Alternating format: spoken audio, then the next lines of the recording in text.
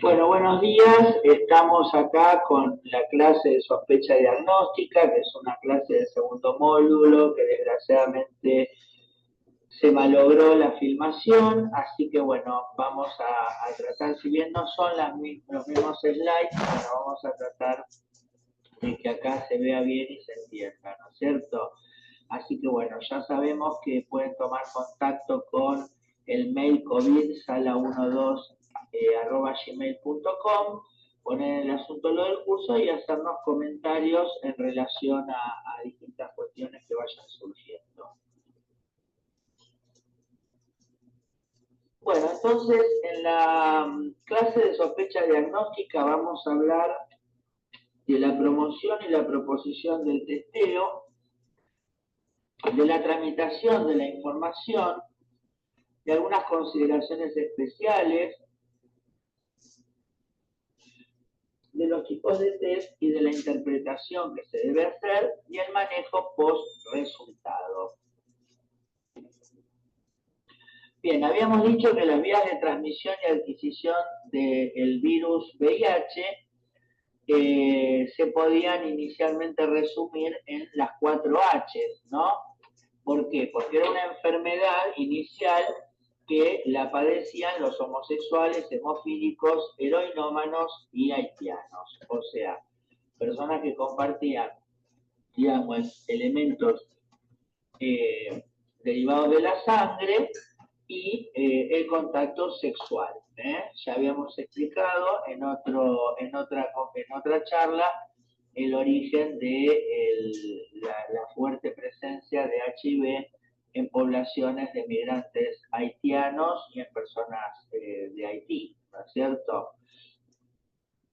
Y característicamente estas personas socialmente habían sido previamente marginadas, y esto queda muy ligado muy fuertemente. En esta parte, volver a decirles entonces que el SIDA no se contagia ni se transmite, porque el SIDA es la enfermedad que expresa la inmunodeficiencia con la aparición de distintos procesos considerados procesos marcadores de la inmunodeficiencia, pero que su aparición depende entonces del historial de infecciones de la persona en particular y de la respuesta inmune que elaboró en ese momento y digamos que se va a ver modificada ahora a través de la infección. Entonces, ¿qué quiere decir esto? Que una pareja que tienen los dos HIV y que llegan al estatus SIDA, no necesariamente las dos personas van a tener la misma toxoplasmosis o criptococosis o diarreas crónicas, etcétera, etcétera. Claro, aparece el concepto de grupos de riesgo, que insistimos, claramente eran personas que previamente estaban marginadas por esas condiciones y que lleva entonces a la asociación del proceso patológico con cuestiones religiosas, morales y sociales que claramente no tienen que ver con esto, pero que refuerzan entonces la marginación en la que venía ya padeciendo y negándose las evidencias biológicas de que se trataba de un germen transmisible de persona a persona por las vías que ya habíamos visto, ¿no es cierto?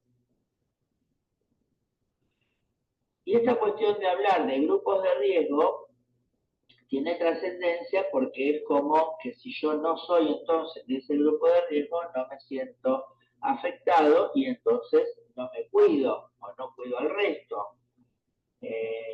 Y justamente eso es lo que lleva entonces a que la infección pueda pasar de esas poblaciones al resto de las poblaciones, por ejemplo, los heterosexuales no adictos o no adictos endovenosos, ¿no es cierto? O sea, en la historia natural de esta infección, desgraciadamente, se queda pegada la discriminación y la estigmatización y encima como un fenómeno previo, ¿no es cierto?, al conocimiento o reconocimiento de esta condición. Y estas cosas, lejos de proteger, han promovido la infección. ¿Por qué? Por lo que estábamos diciendo, porque si nosotros discriminamos a los pacientes, decimos, bueno, a esta persona que está en situación de calle le voy a hacer el HIV porque casi seguro que lo tiene, pero a esta ama de casa que tiene un marido hace 10 años, no se lo hago porque ella seguro que no lo tiene. Bueno, eso me lleva, por supuesto, a errar en los diagnósticos, y si además no uso barreras de cuidado con los dos pacientes, probablemente me termine infectando a partir de la señora que sí lo tenía, por ejemplo, ¿no? Y la estigmatización, exactamente lo mismo. O sea, si yo sé que cuando cuente que tengo HIV o cuando me entere, nos enteremos que tengo HIV, me van a estigmatizar, por supuesto, no lo voy a contar y no quiero saberlo, ¿no es cierto? Inclusive, por supuesto, el personal de salud se siente afectado por esta situación, dado que se expone de muchas maneras, y entonces también, ¿no es cierto?, probablemente no quiera pensar en esto para sí, ni para sus seres queridos, ni para los pacientes, ¿no? O sea, si yo creo que lo que le voy a diagnosticar a mi paciente probablemente lo mate y además lo discrimine, lo estigmatice, es probable que inconscientemente me niegue a ver la posibilidad de que esto esté sucediendo, y por supuesto que busque corroborarlo o descartarlo, ¿no? Porque en definitiva la transmisión es sexual, parenteral o vertical, ¿no? Quiere decir que en todo caso que haya existido esta exposición, la persona es pasible de tenerlo, ¿eh? O sea, toda persona que mantuvo relaciones sexuales sin protección, independientemente de con quién lo haya hecho, puede estar infectada. No quiere decir que lo va a estar, lo puede estar. Obviamente, si con la única persona que mantuvo relaciones le hacemos el estudio y es negativo, bueno, ya pensamos que va a ser negativo. Pero si la asociación es muy fuerte, y bueno, vamos a tener que hacerlo, porque tampoco sabemos si no hubo, por ejemplo, una exposición en un procedimiento odontológico, donde tal vez no se hayan cuidado las normas, porque lamentablemente a veces pasa eso en ese tipo de prácticas, etcétera, etcétera. Entonces, sin esperar que la persona lo confiese, o sea, que la persona cuente su exposición al riesgo, diga, no, sí, porque yo iba a los baños a tener relaciones sexuales ocasionales, o en tal época de mi vida ejercí el trabajo sexual, o en tal época me inyecté con jeringas, aunque después lo dejé de hacer. O sea, no, porque tal vez inclusive a veces la persona ni se acuerda, o pensó que como no tenía ningún síntoma se había librado de la infección, entonces no lo va a decir, no va a decir, bueno, yo hacía tal o cual cosa. Digo, no podemos esperar que la gente nos ande contando de sus intimidades alegremente, más allá del hecho de que hay un proceso de enfermedad, pero bueno, digo, ¿no? Y sin esperar que la persona lo cuente, ¿no es cierto? O sea, que cuente que tiene HIV. ¿Por qué? Porque tal vez no lo sepa. Hay un porcentaje que ha ido variando, que es una presunción, por supuesto, de casos de personas que están infectadas, pero que no conocen su situación. Entonces, es difícil que nos digan, tengo HIV. Pero si además, lo que habíamos dicho hoy, la persona piensa que si lo dice la van a estigmatizar, la van a discriminar, y bueno, es probable que no lo cuente.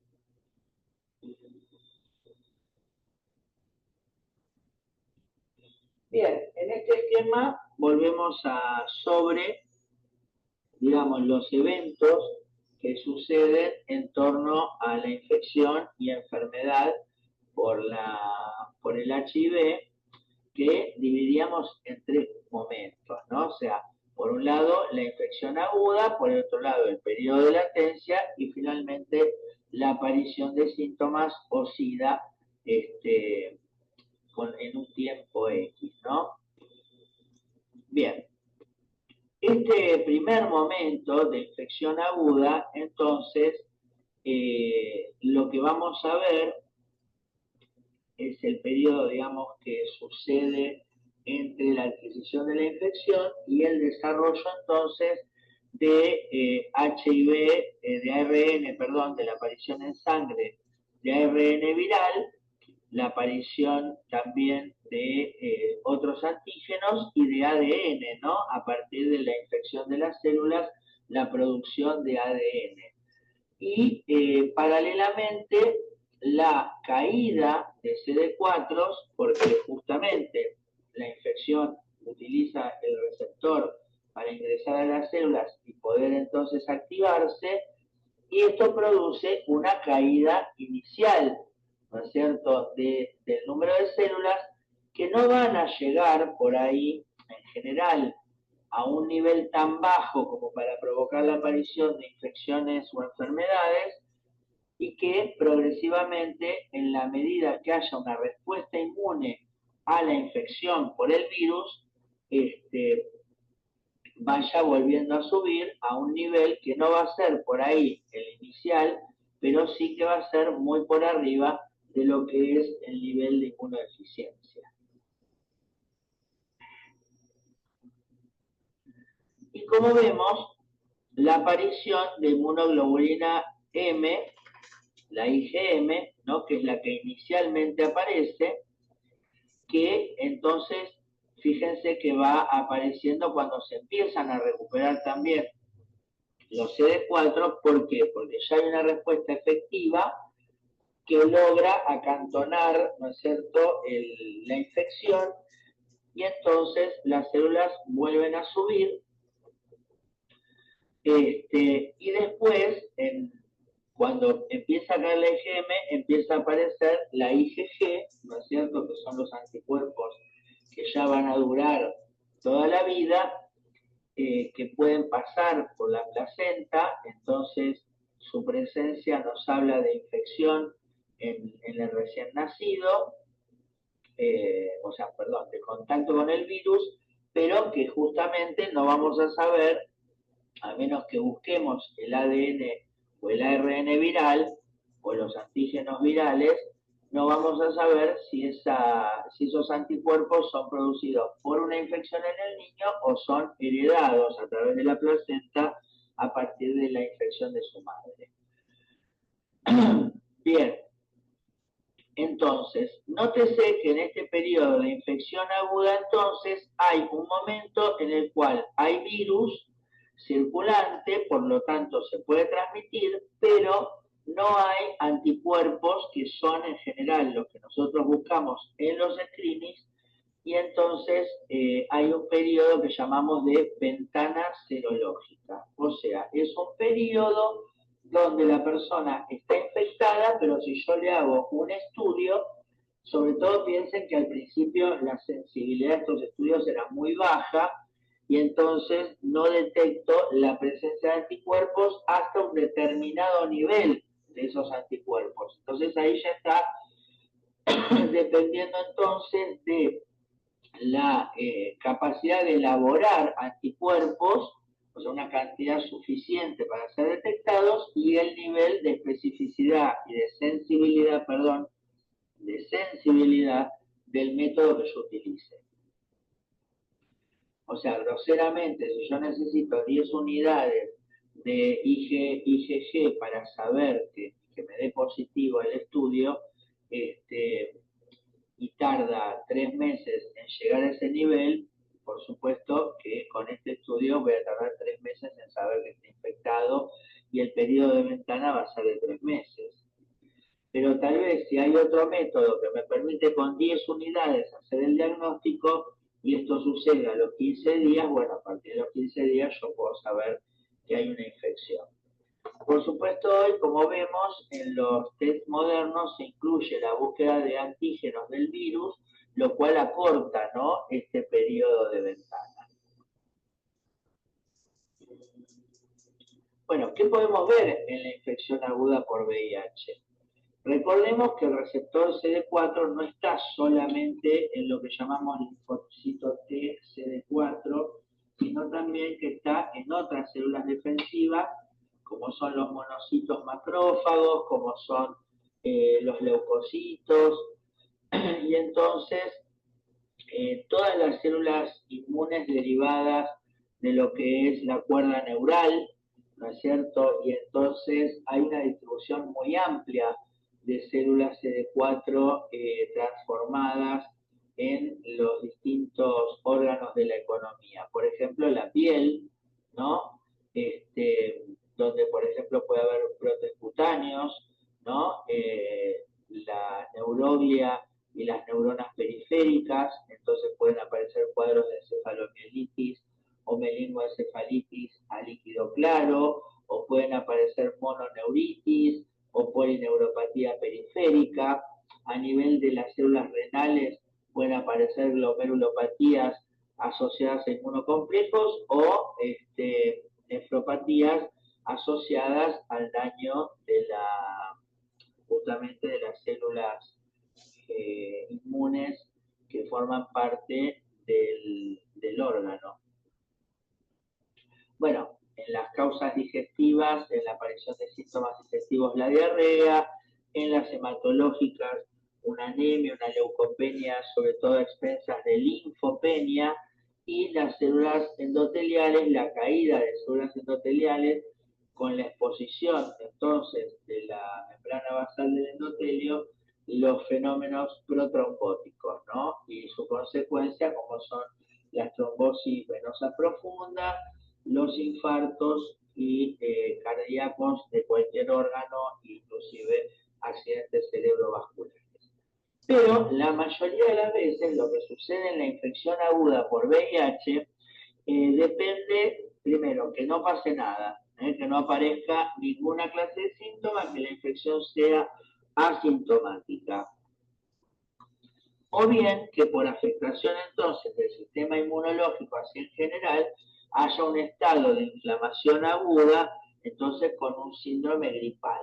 O sea, lo otro que puede aparecer es generalmente un estado gripal, que por supuesto, salvo que haya una exposición al riesgo muy clara, generalmente no nos va a llamar la atención de decir, bueno, a esta gripe le hago el HIV a ver si estoy en primo infección. Cuando se afecta el sistema inmune, entonces, otro de los síndromes que puede aparecer en la infección aguda es un síndrome mononucleósico, con ganglios, con inflamación del hígado, del vaso, y por supuesto nos va a dar negativo el virus Epstein-Barr. También pueden aparecer poliadenopatías. Bueno, volviendo al síndrome mononucleósico, nos va a dar negativo todo lo conocido para el síndrome mononucleósico, como es entonces la toxoplasmosis aguda, el Chagas y lo que decíamos, todas las infecciones que afecten al sistema inmunológico, ¿no? Creo que le decíamos retículo endotelial. Bien. Entonces también en ese sentido puede haber inflamación de ganglios, puede haber hepatitis aguda con las serologías para los virus causantes de hepatitis más conocidos negativos, ¿no? O sea, el virus de la hepatitis A, B y C, el citomegalovirus y el virus Epstein-Barr.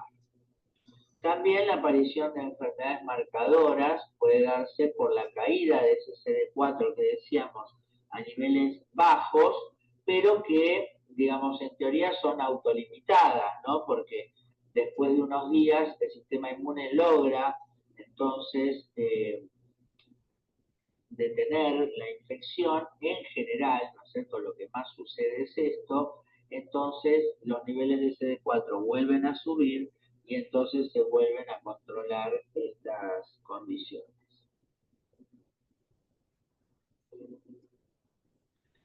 En el segundo periodo de la infección, la enfermedad, está lo que llamamos el periodo de latencia.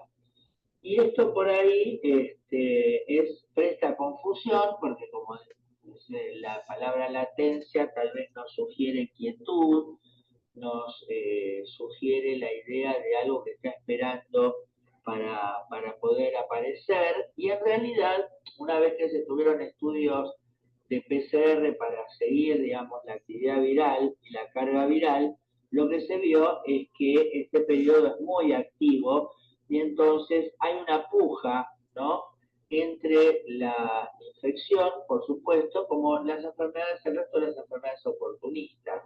O sea, el organismo se la pasa generando células CD4 que por un lado son atacadas por infectadas por el virus, y por el otro lado las células que deben reponer, ¿no es cierto?, el ciclo normal de estas células. Y esta situación entonces se lleva por un periodo muy prolongado de tiempo, donde entonces el virus y la carga viral es baja en general, y las células CD4 están por un nivel sobre el normal de 500 que habíamos dicho, con lo cual no se desarrolla y no podemos esperar la aparición de ningún estigma de inmunodeficiencia. Si bien pueden aparecer, pero no podemos esperarlos, o sea, decir, no, si no tuvo nada, no tiene nada. Si nosotros hiciéramos una campana, si hiciéramos un gráfico de tiempo de infección con la aparición de síntomas de enfermedad, la distribución va a ser en forma de campana de Gauss, donde en el centro vamos a tener, digamos, entre las zonas de la campana central, vamos a tener las abscisas de los 10 a 15 años. O sea que la aparición de síntomas normalmente, o lo más habitual, es que suceda entre los 10 y 15 años de infección. Pensando esto en que no hay diagnóstico y que no se ha hecho tratamiento, ¿no es cierto? Y obviamente en los extremos tendríamos entonces personas que en poco tiempo se han infectado, que son las menos, que se han enfermado a poco tiempo de infectarse, y en el otro extremo personas, también pocas, que hace mucho que se han infectado, pero que recién ahora o que no van a presentar síntomas de enfermedad, que son los controladores del INE. O sea, personas que tienen la particularidad de tener una respuesta muy eficiente a la infección, y si bien siguen teniendo el virus acantonado, porque si le hacemos estudios de anticuerpos y eso vuelven a aparecer, pero que no detectamos la circulación viral, o que nunca sube al nivel de empezar a deteriorar a su sistema inmunológico.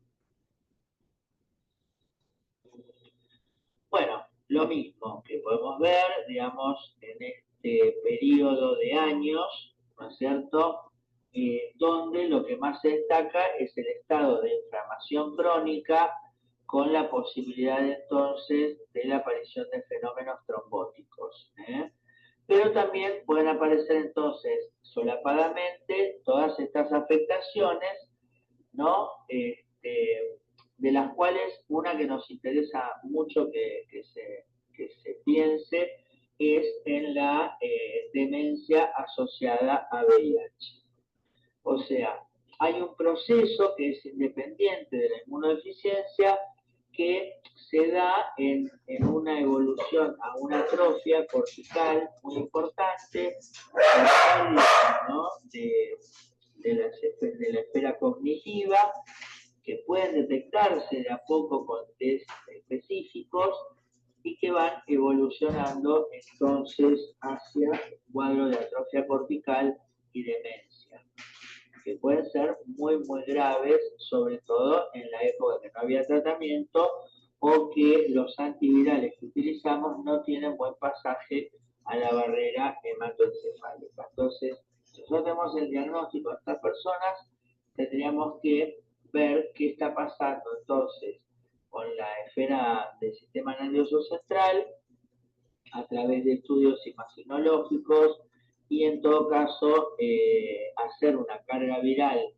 en el sistema nervioso central. Una vez que se inició tratamiento antirretroviral, priorizar aquellos que tienen buen pasaje, o si el paciente está medicado y no hay un buen target con relación al tratamiento, bueno, pensar en cambiarlo en función entonces de mejorar la situación de la infección a nivel del sistema nervioso central. Bien, y la última etapa, que es cuando ya aparecen los síntomas de inmunodeficiencia, donde fíjense entonces que ya la infección logra vencer al número de CD4, entonces se provoca una caída que, lógicamente, cada vez que va cayendo el CD4 permite que el virus se vuelva a reproducir y entonces finalmente el virus y la carga viral aumentan muchísimo y la aparición entonces de carga viral detectable y la caída entonces del CD4.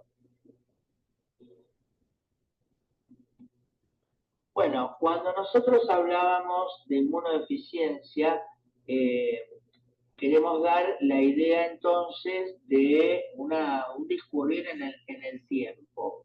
O sea, si bien hay una inmunodeficiencia inicial, se recupera, se entra en ese periodo que llamábamos de latencia y entonces va evolucionando la alteración de la inmunidad, pero que justamente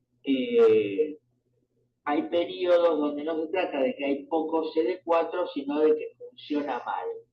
Entonces, recordemos que entre las funciones del CD4 está el tomar conocimiento de que hay un germen o una célula que está actuando de forma nociva y entonces activa una respuesta de memoria, por un lado, o sea, le va a guardar un pool de células a las que les va a decir la próxima vez que veas esto, tenés que atacarlo, pero va a encarar en la respuesta en este momento de células killer, ¿no? Como son los linfocitos TCD8 en interacción con los linfocitos TCD3 y a través de la estimulación de los linfocitos B, la formación de anticuerpos dirigidos específicamente al virus. Estos anticuerpos son los que nosotros vamos a buscar y nos van a marcar la infección cuando usemos el ELISA u otros métodos de screening de anticuerpos y que son específicos, pero que en la inmensa mayoría de los casos no son protectores. Y esto es lo que hace, junto con la mutación permanente del virus, que justamente permanentemente el virus esté mutando, esté cambiando, y que entonces en algún momento escape, ¿no?, a la posibilidad de control por parte del sistema inmune. Pero, mientras tanto, esta alteración en el funcionamiento, que a su vez incluye entonces el apagar la respuesta inmune. O sea, la respuesta implica entonces un ataque a células, por ejemplo, parasitadas por los virus, y obviamente es autoinfligirse un daño. Si nosotros no paramos esa respuesta, vamos a estar en presencia de un cuadro de alergia, ¿no es cierto? O también, si estos anticuerpos se dirigen a componentes del propio organismo, obviamente vamos a tener presencia de autoinmunidad. Y esto va a depender entonces en la alteración de la inmunomodulación por la hipergamaglobulinemia policlonal. ¿Qué quiere decir esto? Que por ejemplo, vacunamos contra el sarampión y terminamos produciendo autoanticuerpos anticardiolipina. ¿Por qué? Porque el sistema está desregulado y entonces ya no puede ser específico en su respuesta. Bueno, en ese camino entonces empiezan a bajar los CD4 y entonces puede haber lo que llamamos una inmunodeficiencia leve, que es inespecífica, que puede aparecer también con los antibióticos, etcétera, etcétera, y que es la candidiasis oral y vaginal, el herpes zóster monometamérico, entonces es el conocido como la culebrilla, ¿no? Entonces, cuando nosotros tengamos un paciente con herpes zóster, tenemos que pensar en la posibilidad de que tenga infección por HIV, porque en estos casos tiene una predicción de 2 años a la aparición de enfermedad. O sea, si nosotros a las personas que tienen herpes zóster monometamérico, ni que hablar si vuelven a reeditar una varicela, ¿no? Si vuelven a reeditar una varicela, que la situación está muy mal y muy grave, pero, digamos, en el caso de la aparición de un herpes zóster, entonces, tender a buscar la infección, ¿eh? Porque si la diagnosticamos y la tratamos, vamos a evitar que de acá a 2 años la persona esté enferma. Y, por ejemplo, la tuberculosis pleuropulmonar, que como habíamos dicho, no necesita de una baja de defensa muy grande para desarrollarse por reactivación de los focos endógenos de tuberculosis que se establecieron en la infancia y a lo largo de la vida, pero también recordemos que está la posibilidad de recibir una carga de bacilos de la tuberculosis muy grande a partir de la convivencia con personas que tienen tuberculosis activa a nivel pulmonar, respiratorio, y que lo liberan al aire. Entonces, en ese sentido, en periodos de inmunodeficiencia leve también puede aparecer la tuberculosis. Claro que cuanto más, digamos, inmunodeficiente, menos síntomas va a presentar. Y cuanto más inmunocompetente, o sea, más altos sean los CD4, la tuberculosis se va a parecer a la tuberculosis que vemos en personas que no tienen HIV, o sea, una respuesta inflamatoria de parte del organismo importante, o sea, cavernas, infiltrados lobares con imágenes de condensación, ¿no es cierto?, que después se van a cavitar, y en cambio, y tuberculomas, o sea, chancros de inoculación.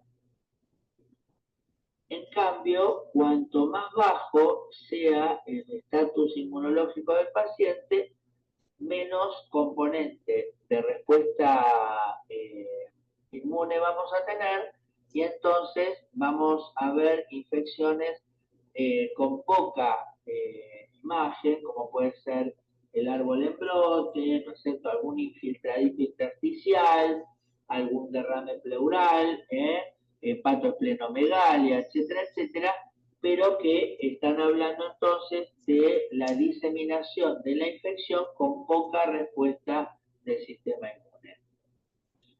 Y ya finalmente en la etapa SIDA, cuando tenemos un nivel de células por debajo de 200, vamos a tener la aparición de ciertas infecciones y cánceres que son oportunistas y que son marcadores de SIDA. Y esto es importante, o sea, hoy por ahí no tanto, pero inicialmente se denunciaban los casos de SIDA, no de infección. Entonces, para hacer la denuncia teníamos que tener un listado de estas enfermedades oportunistas y la certificación inicialmente de la infección. Inicialmente, en realidad, era solamente la aparición de esas enfermedades, ¿no? Después ya se incorpora entonces la búsqueda del virus a través de los test y entonces ahí definíamos casos SIDA, y a posteriori, como vamos a ver después, ya la denuncia fue sencillamente de los casos de infección. Bueno, entonces, si el diagnóstico se basa en la presunción diagnóstica, por lo visto, ¿cuándo tenemos que pensarlo? Siempre. ¿Por qué? Porque lo que nos trae al paciente a la terapia puede estar relacionado con la inmunodeficiencia o no. Puede estar relacionado con fenómenos que son parte de la infección del virus independientemente de la inmunidad, o puede ser que no haya ninguna actividad del virus, sin embargo que esté presente, y bueno, nuestro paciente viene por un accidente de tránsito, pero después resulta que le detectamos que tiene HIV.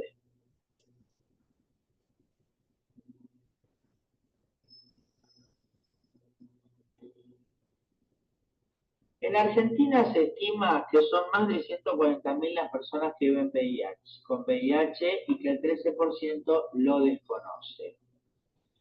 Hay una tasa de infección entre 4 a 6 cada 100.000 habitantes y en la actualidad el 68% de las personas que conoce su diagnóstico se atiende en el sistema público de salud y más de 65.000 de estas personas están en tratamiento antirretroviral. Bien, decirles también que en Argentina la epidemia está concentrada en algunos grupos que ya no decimos de riesgo, sino grupos clave, ¿no? Como son las mujeres trans, los varones homosexuales y las trabajadoras sexuales. Por año se notifican un promedio de 5.300 casos, y de estos casos casi el 70% son varones cis, o sea, recordemos que decimos varón cis aquel que nace con un sexo biológico masculino y se desarrolla como tal, y vamos a decir mujeres cis a las que nacen biológicamente mujer y se desarrollan como tal, y vamos a decir trans a las mujeres o a las personas nacidas mujeres que se autoperciben varones, entonces van a ser varones trans, y a las mujeres trans son aquellas personas que nacen con sexo biológico masculino y que se desarrollan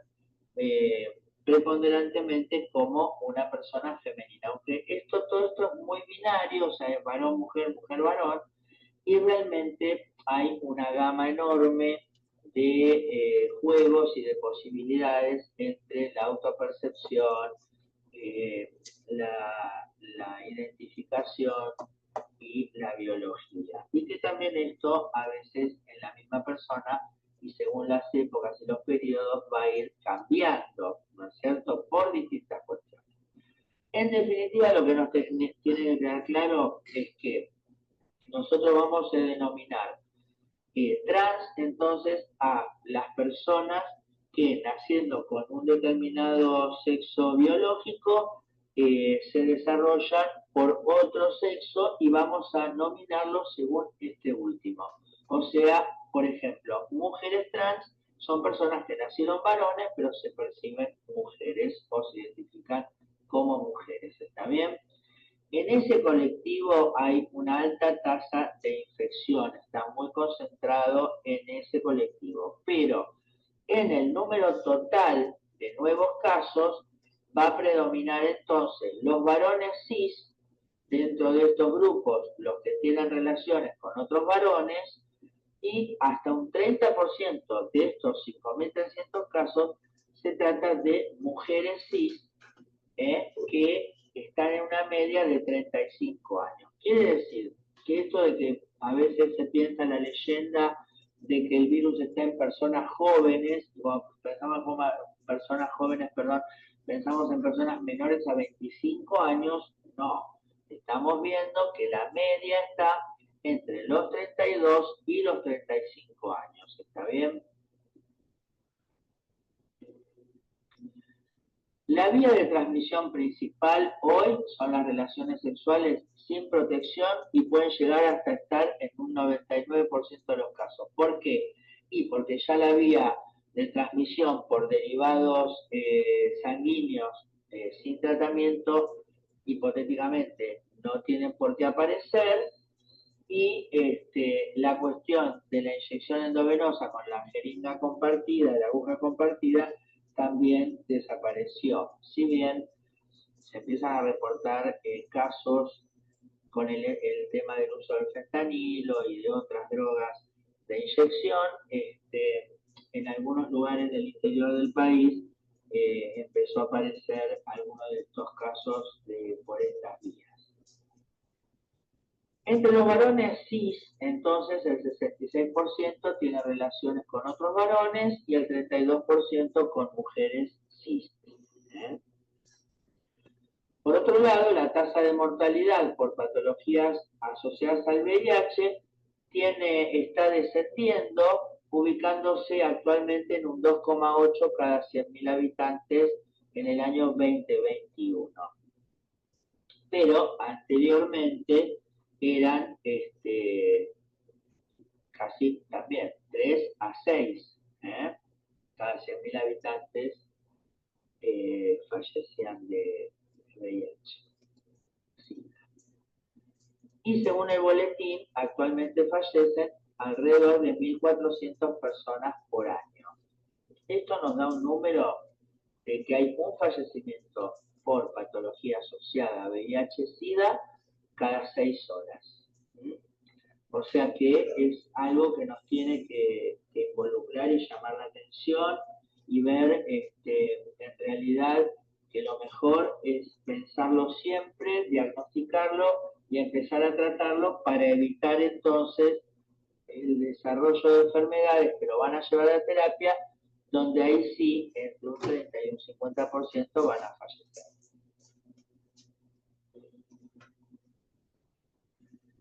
Entonces, frente a la pregunta, doctor, ¿cuánto hace que lo tengo?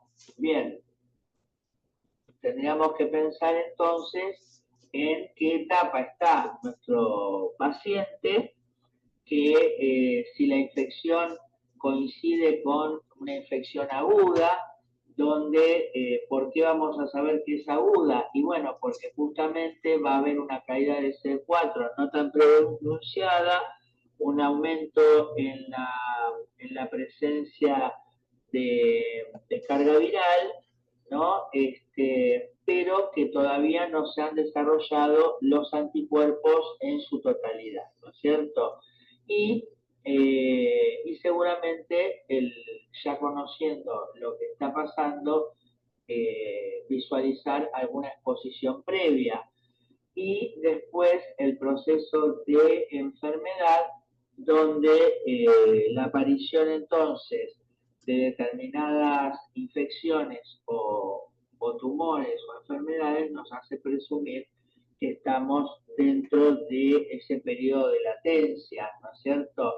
Y por supuesto, si hay una caída muy grande en la inmunidad y la aparición de múltiples procesos asociados, nos pueden hablar entonces de la terminalidad de la muerte.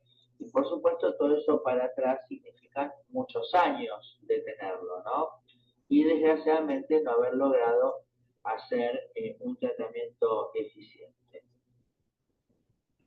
Bueno, hablemos acá también de la reinfección, o sea, hay un proceso que se puede dar sobre todo a partir del tratamiento antirretroviral efectivo que baja la carga viral, pero que a lo largo del tiempo se van desarrollando resistencias en la población, sobre todo en las personas que toman y dejan, y entonces, si una persona está medicada con determinado tratamiento que le es eficiente, pero mantiene relaciones sin protección con otra que tiene una carga viral alta de un virus que es resistente al tratamiento que tiene esta persona, por supuesto, va a tener un proceso de reinfección. Pero además, dentro de la persona, cuando no hay tratamiento, permanentemente hay reinfección de la economía a partir de la falta de control por parte del sistema inmunológico. Esto es un proceso, digamos, que tiene que ver con la misma biología, interacción, ¿no? Del virus con el sistema inmune. Frente a la pregunta, doctor, ¿cuánto me queda de vida? Bueno, vamos a recordar entonces este esquema donde nosotros inicialmente veíamos que de la situación de infección se pasaba irremediablemente salvo los controladores de élite, ¿no?, a la enfermedad y de la enfermedad morirse, y que esto era irreversible, ¿no?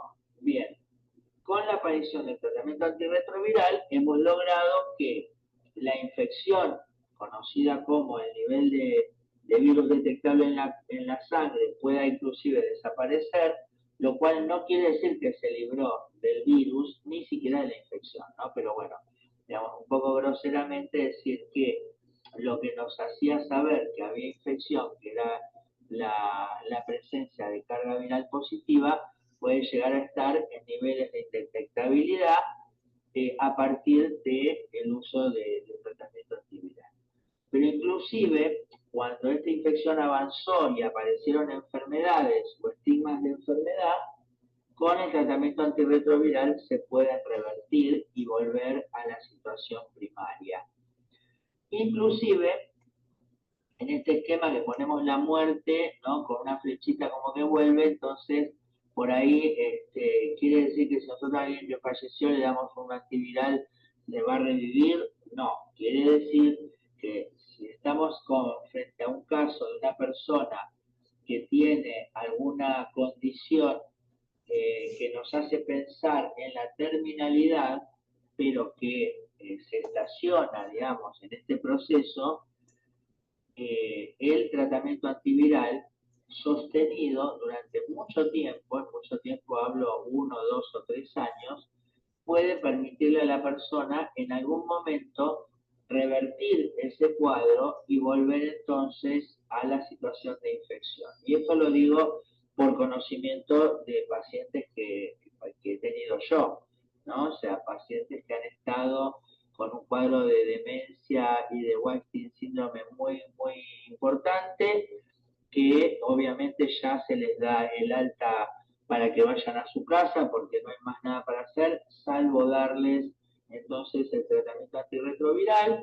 que fue sostenido por sus familiares, y 2 años después el paciente recupera la conciencia, y ya cuando pasaron un par de años más, porque por supuesto primero estuvo en silla de ruedas, etcétera, etcétera, venía al consultorio solo, caminando, tomándose 2 trenes. Así que en ese sentido les digo que hasta se puede volver de la muerte. Entonces es muy importante el pensar y en hablar con la familia, en el sentido de que por ahí ya los eventos que lo trajeron a terapia cesaron, quedó en un estado, digamos, de gravedad, pero que no sigue progresando a la muerte. Entonces, ese es el momento, si ya no le habíamos iniciado, iniciarle el tratamiento, hablar con las familias, conseguir un dispositivo de contención y acompañamiento del paciente, y bueno, y esperar.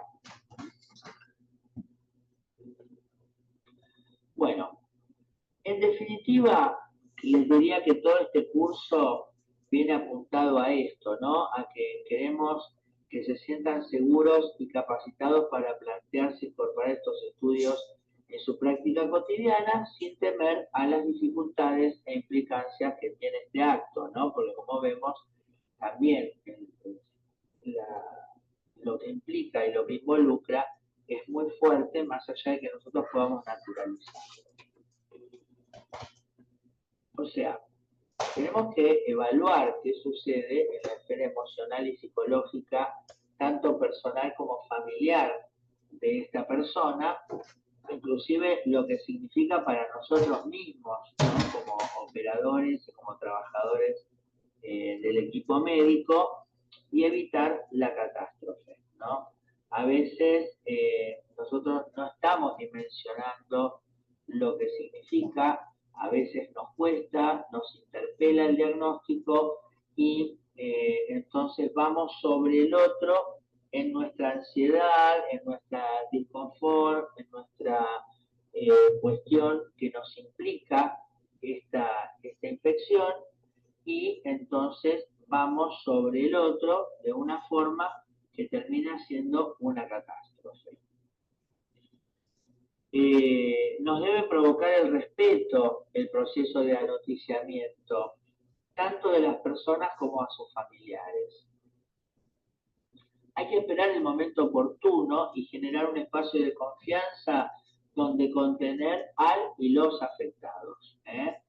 Y es parte de las estrategias que nos ha permitido mejorar los resultados. O sea, elaborar, digamos, generar un equipo de trabajo donde un profesional de la salud hace una entrega de resultados, pero conversando previamente con el paciente, acompañándolo a pensar las implicancias que va a tener un diagnóstico positivo, sin afirmar que el diagnóstico lo va a hacer, tener la apoyatura de psicólogos, del equipo de salud, la apoyatura de enfermería que está permanentemente al lado del paciente escuchándolo, interactuando, y que es muy importante cómo se acerca a la persona, por supuesto los kinesiólogos, por supuesto todos los que entran a la sala, interaccionan de alguna forma con la persona, son importantes y forman parte del proceso de anoticiamiento y de aceptación de lo que le pasa. Recordemos que el paciente vino a la guardia porque le dolía la cabeza, no porque quería saber si tenía SIDA. Es muy diferente una persona que viene a la guardia porque sospecha que puede tener HIV, viene a pedir el estudio, y, por ejemplo, y no viene enfermo, viene sano, pero sencillamente quiere saber esto, que obviamente el diagnóstico probablemente sea un mazazo en la cabeza o en su ego y lo va a interpelar y lo va a modificar y le va a generar determinadas situaciones, pero se va a ir a la casa, pero vino a querer saber, pero vino prevenido de alguna forma o estaba dentro de sus posibilidades.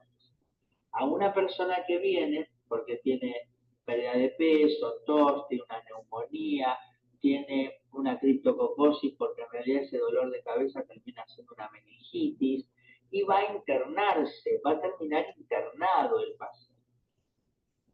Entonces no hay ninguna necesidad de decirle en ese momento inicial que lo que le está pasando es que tiene infección por HIV y que además tiene SIDA. O sea, hay que manejar mucho el significado de las palabras que no son el significado médico, no son la definición médica, son lo que sucede en la sociedad y en la cultura de las personas con las que nos manejamos. Entonces, ahí es donde tenemos que tener, digamos, mucho tacto y mucha estrategia. Porque un anoticiamiento no bien manejado implicará que la persona ya no se preocupe por su enfermedad actual.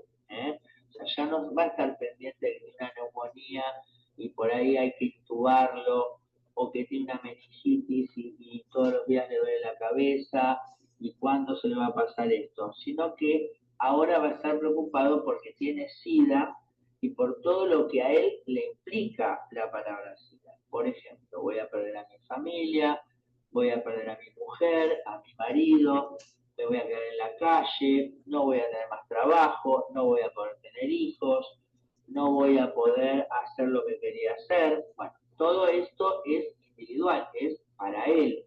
¿Qué le significa a él lo que está teniendo ahora? Y entonces, todo esto hay que, digamos, investigarlo, ahondarlo previo a la entrega de este diagnóstico. Y que no hace falta que lo hagamos ni bien se sabe o ni bien el paciente ingresa y tenemos claro que lo que le está pasando es esto. Y por supuesto, a nadie se le puede dar el diagnóstico de que lo que tiene es SIDA si no tenemos el resultado positivo en la mano. O sea, podemos decir si vemos que la persona da, mirá, sí, porque por lo que tenés, pensamos que puede ser esto, pero siempre guárdense un lugar para que el paciente tenga todas estas enfermedades e infecciones y el resultado sea negativo, ¿está bien?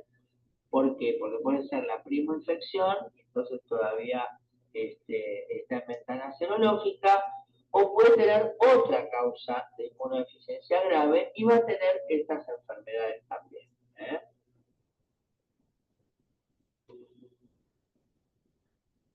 Y si nosotros caemos sobre él con esta palabra que es SIDA y no manejamos bien qué implicaba, qué elementos había hoy para que todo esto que a él lo preocupa se revierta, ¿no? Por ejemplo, esto de quedarse solo, de que en realidad hay muchas familias que aceptan esta condición, que hay otras personas que lo pueden ayudar, que en relación a la cuestión de la fidelidad matrimonial, esto tiene más de 10 años o 15 años, le ofrecemos dar el diagnóstico también a su familia, porque por supuesto la familia no puede estar anoticiada de esto antes que el paciente. ¿Está claro? ¿Y por qué? Porque todo esto puede llevar a que la persona elija morir. ¿Cómo va a elegir morir si en realidad se muere porque tiene un criptococo? Bueno, eh, las personas que hace muchos años que trabajamos en terapia, estamos llenas de ejemplos de personas que claramente han tenido un estímulo vital muy grande y han logrado sobrevivir a catástrofes que uno se plantea cómo pudo hacer con todo esto salir adelante, ¿no? Y eso se llama deseo de vital o deseo de vivir o eros. Y muchas personas que están negadas, que son depresivas, que han tenido situaciones de mucho dolor en su vida, también, digamos, más allá de lo que hagamos, terminan falleciendo y esto tiene que ver con tanatos, ¿no es cierto?, con ese estímulo. Entonces, es muy importante manejar muy bien toda esta información, ver dónde la estamos depositando, en qué momento, de qué la rodeamos, porque si nosotros vamos con, sí, mira, tenés SIDA y te quedan 10 días de vida, y sí, viste, la persona, aunque no tenga SIDA, en 10 días va a estar liquidada, porque la palabra del profesional tiene mucha trascendencia para la persona. Entonces también tenemos que tener una estrategia para brindarle esperanza, para decirle, no, mira, hoy hay un tratamiento, el tratamiento es gratis, el tratamiento te lo da la obra social o la prepaga, o el Estado, hay grupos de personas que te pueden ayudar a ver cómo salir de esto, nosotros te vamos a ayudar si querés hablarlo con tu familia, etcétera, etcétera. En tu trabajo seguramente hay otro que vive con VIH y no lo está contando, no es la muerte de nadie. Si tenemos a mano a alguien que tiene el diagnóstico y que pueda venir a verlo a la terapia para mostrarle cómo puede estar viviendo con esto. O sea, ponerle por delante un futuro, una zanahoria que es acceder al tratamiento antirretroviral, sostenerlo y recuperar su estado de salud. No vivir con una secuela permanente. Puede recuperar su estado de salud. Obviamente hay situaciones en las que no, pero sí que puede recuperar su salud y entonces hacer lo que llamamos resiliencia, ¿no? O sea, fortalecerse a partir de esta condición. En definitiva, entonces, el anoticiamiento es una práctica médica que abarca el terreno de lo psi y lo social, como ya estamos viendo, pero que también es un hecho humano de muchísima trascendencia. Sobre todo cuando esto está pasando en la UTI, donde el paciente tiene muy a mano morirse, ¿no? O sea, no es lo mismo dar este diagnóstico, vuelvo a decir, a nadie que viene a un consultorio a decir, o uno dice, che, mirá, te voy a pedir el HIV y después es positivo, que por supuesto la persona se va a sentir morir, se va a sentir culpable, avergonzada, va a estar conflictuada, etcétera, etcétera, pero no se va a morir porque no está enferma. Sin embargo, esta persona de la que hoy hablamos sí está enferma, está en un estado, digamos, de múltiples intercurrencias y obviamente tiene a mano morirse claramente, ¿no?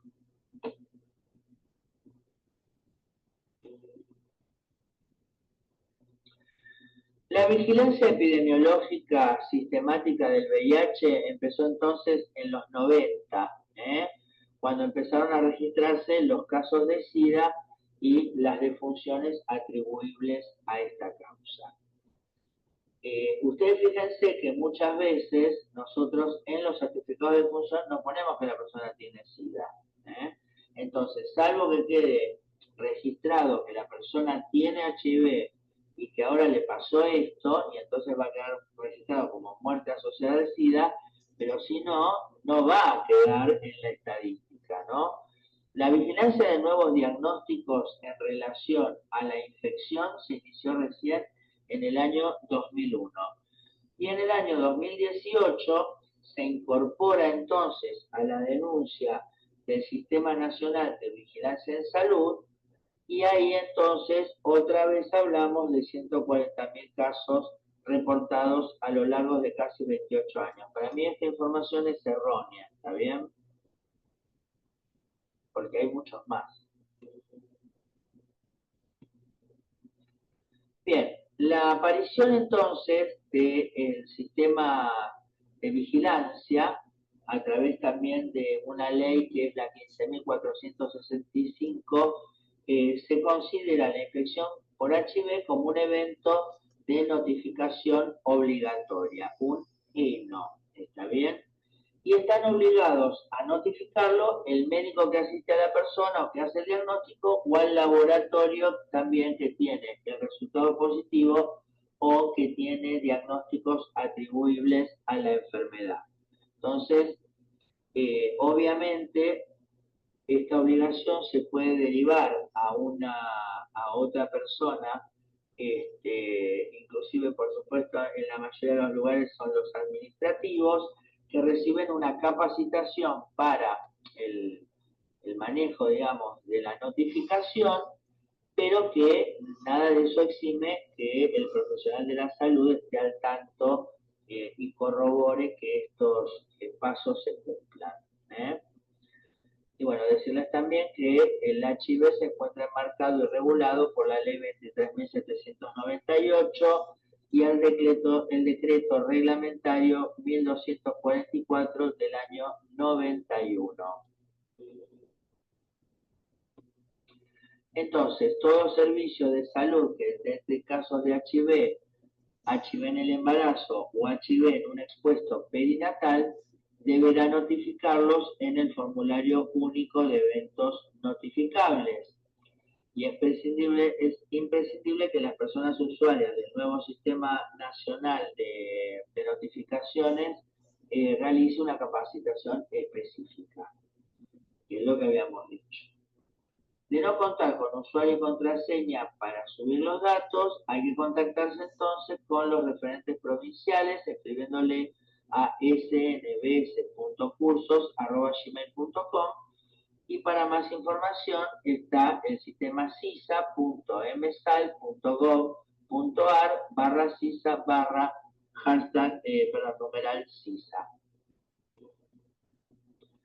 Bien, ¿qué pasa si el estudio es negativo? Bueno, evaluar el antecedente de exposición, en este caso el tipo de accidente o de exposición, ¿no es cierto?, la gravedad, o sea, por ejemplo, relaciones sexuales con alguien que conocemos que vive con VIH, una violación, la rotura de un preservativo, o, por ejemplo, un pinchazo, una transfusión que no estuvo testeada, etcétera, etcétera, ¿no? Entonces, en base a eso decimos, bueno, a ver, estamos en un periodo de ventana serológica. Recordemos que la ventana va a ser de más tiempo cuanto menos sea la carga que ingresó, ¿no? Y menos sensibilidad tenga el método diagnóstico.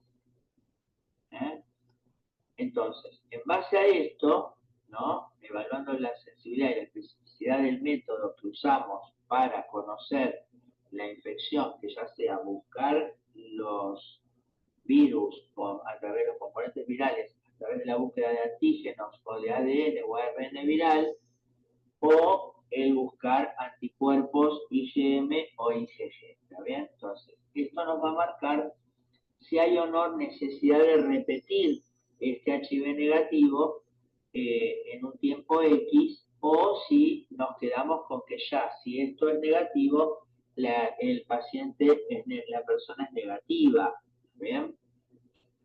Y en todo caso, ya sea positivo o negativo, brindar asesoría y aconsejamiento, ¿no? O sea, decir, bueno, a ver, mantiene relaciones sexuales con alguien que vive con el virus, y bueno, usa preservativo, usa PrEP, que es la profilaxis preexposición, etcétera, etcétera.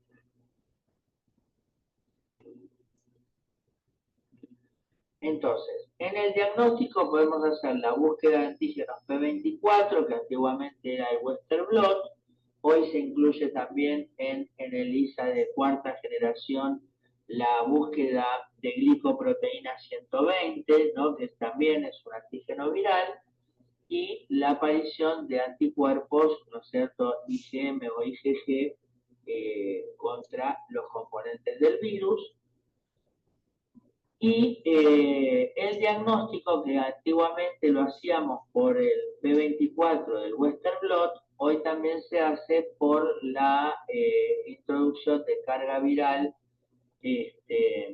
dentro de los test diagnósticos. El seguimiento lo hacemos con la carga viral que se hace por PCR, ¿no? Y que nos sirve entonces frente al inicio, por ejemplo, de un tratamiento antirretroviral, bueno, si está siendo efectivo o no. ¿Está bien? Recordemos que una persona que no está tratada puede tener una carga viral elevada y puede tener los linfocitos elevados, entonces no va a tener síntomas de inmunodeficiencia. Sí puede tener síntomas de infección, o sea, un cuadro general de tipo gripal, con diarrea, con pérdida de peso, con fiebre, con ganglios, pero no tener todavía ni tuberculosis, ni triptococosis, etcétera, etcétera. Entonces, lo que nos interesa para saber dónde estamos parados es la carga viral y el recuento de linfocitos T CD4 y del CD8, que lo más fidedigno es la citometría de flujo. Entonces, el equipo de UCI puede implicarse o intervenir en cada uno de estos momentos. Para esto debe aprender a pensar en esta condición y asumir la trascendencia del enfoque con el que se encuadre. Debe perder el prejuicio y el miedo a abordar esta situación, pero a su vez comprender la trascendencia que tiene esta información para el paciente y su familia. Porque por más que nosotros veamos, bueno, hay cualquiera, dirán que sí, bueno, pero lo decimos nosotros que no tenemos HIV, o algunos de nosotros tal vez tengan HIV, pero ya vivimos y nos desarrollamos, y no es lo mismo que le va a pasar, o que va a pensar, o que va a sentir esta persona y tal vez su familia, ¿no? Entonces, hay que desarrollar estrategias de contención inicial, que es el momento crucial en esta historia, porque puede llevarlo al paciente a que diga, bueno, fantástico, ya sé que tengo esto, ahora me tengo que cuidar, tengo que ordenarme, tengo que hacerlo, o decida morirse. Entonces, como equipo profesional debe incorporar también hábitos de cuidado y evitar prácticas discriminatorias que lo exponen a infectarse más que brindarle protección, que es lo que decíamos. Entonces, bueno, volvemos a esta imagen que me gusta porque vemos un sol que está, digamos, entre nubes, ¿no? Se está abriendo paso en un colchón de nubes y sobre sí también tiene nubes. Entonces no podemos diferenciar si estamos amaneciendo o atardeciendo. Y en este caso del que hablamos, nuestras acciones van a hacer la diferencia. Así que solamente recordarles el contacto con covidsala12@gmail.com y decirles gracias.